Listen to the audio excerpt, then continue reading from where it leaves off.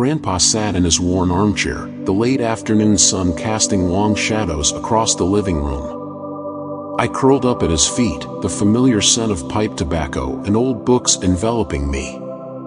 "Grandpa," I said, propping my chin on my knees, "how'd you find all your amazing friends?"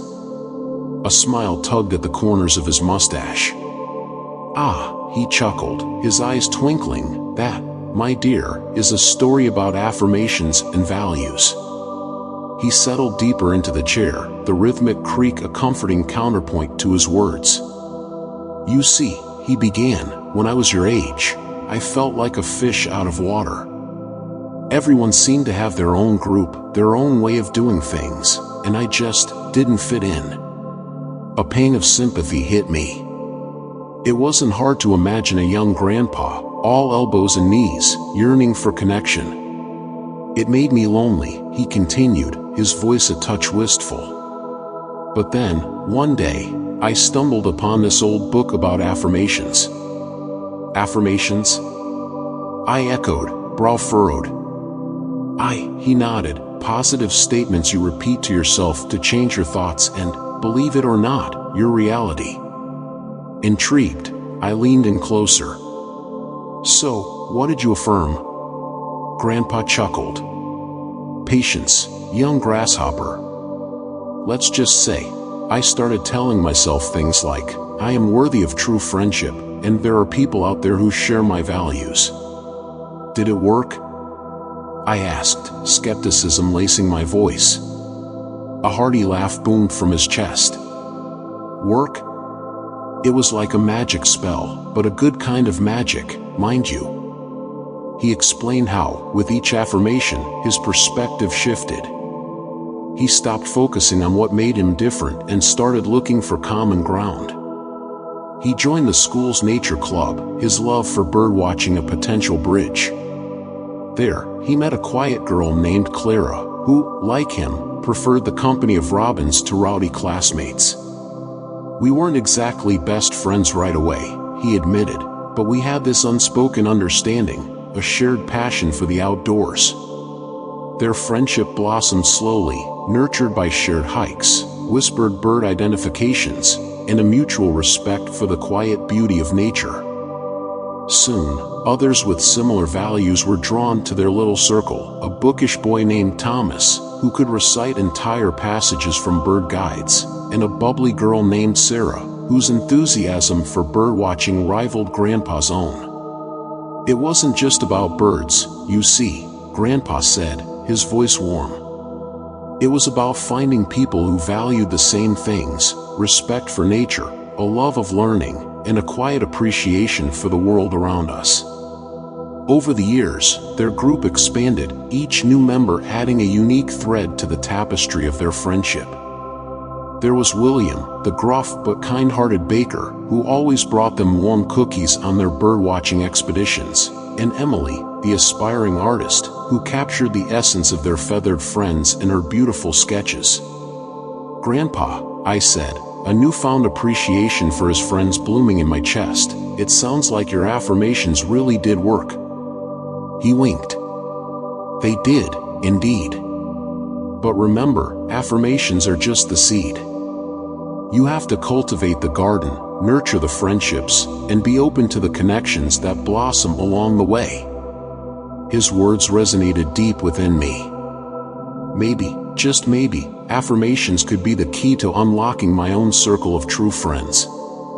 The next day, I started repeating my own affirmation, "I am worthy of true friendship, and I am surrounded by people who share my values." It felt strange at first, but with each repetition, a seed of hope took root within me. I joined the school's debate club, my love for a good argument a potential bridge. There, I met a fiery redhead named Nadia, whose passion for social justice mirrored my own. We may not have been birdwatchers, but we found common ground in our desire to make the world a better place. Slowly, steadily, my own little circle began to form. There was shy, bookish David, who could hold his own in a debate about anything, and Aisha, the artist with a wicked sense of humor and a knack for seeing the world from unexpected angles. It wasn't exactly Grandpa's group, but it was mine, a testament to the power of affirmations and the importance of shared values. As Grandpa had said, friendships don't appear out of thin air.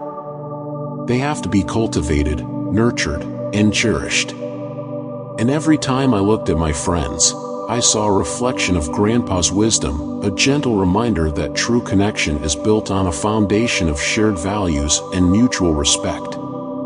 Years passed, and life took me down different paths. College, careers, and families all played their part in shaping our lives. Yet, the core of our connection remained strong. We didn't see each other every day, but our bond weathered distance and busy schedules. A simple phone call could transport us back to those early days, sharing sightings of a rare bird or dissecting the latest political upheaval. One summer evening, I found myself back in Grandpa's armchair, the familiar scent of his pipe tobacco a comforting embrace. We reminisced about old times, our laughter echoing through the living room. "You see," Grandpa said, his voice raspy with age but his eyes still twinkling, "affirmations helped me find my tribe, the people who understood me, who made me feel like I belonged." I nodded, a wave of gratitude washing over me. "And you, Grandpa, you taught me that true friendship isn't about finding carbon copies of yourself. It's about finding people whose values resonate with yours, even if their paths diverge from yours in other ways." He smiled, a hint of pride flickering in his eyes. "Indeed. Remember, my dear, friendships are like gardens. They require constant care and attention. But with the right seeds, a little sunshine, and a sprinkle of affirmations, they can blossom into something truly beautiful and enduring." His words stayed with me long after I left his house that evening.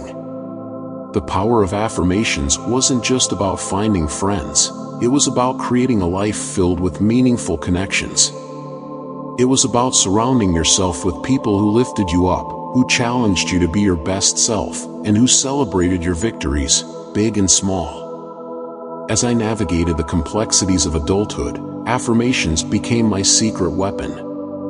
When faced with a challenging work environment, I affirmed my ability to find common ground with colleagues. When considering a potential romantic partner, I focused on shared values and mutual respect. It wasn't always easy, but with each affirmation, I became more intentional about the kind of people I allowed into my life. Life continued to throw its curveballs, but my circle of friends remained a constant source of strength. There were new additions, of course, colleagues who became confidants, neighbors who turned into family, and fellow volunteers who shared my passion for a specific cause. Each new connection added a new dimension to my life, a testament to the ever-evolving nature of friendship. Years later, sitting on a park bench with Nadia, our hair now streaked with silver, we watched our children chase pigeons, their laughter echoing in the crisp autumn air. A lifetime of shared experiences, from fiery debates to late-night talks, flickered through my mind. "Remember that first debate club meeting?" Nadia chuckled, nudging me with her elbow. A smile bloomed on my face. "How could I forget? You practically tore the other team apart with your arguments." We reminisced about those early days, the awkwardness of new friendships slowly giving way to a comfortable understanding. Looking at my children, now forging their own connections, a sense of deep satisfaction filled me. Grandpa's words echoed in my mind, "Friendships are like gardens." And indeed, the garden of my life, nurtured by affirmations and a commitment to shared values, had blossomed into something far more beautiful than I could have ever imagined. It was a vibrant tapestry woven from laughter, support, and the comforting knowledge that I was never truly alone.